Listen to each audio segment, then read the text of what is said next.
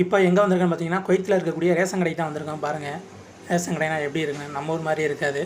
பார்த்திங்கன்னா ரொம்ப நீட்டாக இருக்கும். ஃப்ரிட்ஜ் ஐட்டங்கள், ஏகப்பட்ட ஐட்டங்கள் எல்லாமே ஃப்ரிட்ஜில் வச்சுருப்பாங்க.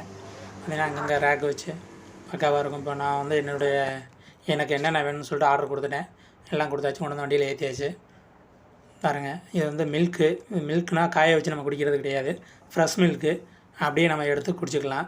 இது பார்த்திங்கன்னா டொமேட்டோ பேஸ்ட்டு. நம்ம இங்கே தக்காளியும் கிடைக்கும். இருந்தாலும் இந்த டொமேட்டோ பேஸ்ட்டு கலருக்காக அதிகமாக யூஸ் பண்ணுவாங்க.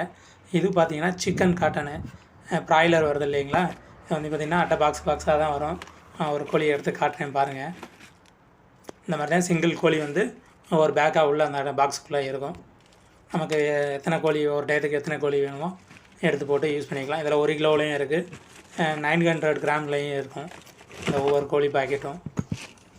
இது வந்து பார்த்திங்கன்னா ரைஸு. ரேஷன் கடையில் கொடுக்குற அரிசியை வந்து பாருங்கள், நம்ம ஊரில் எலி தின்னுட்டு மிச்சம் வர்றதில்ல.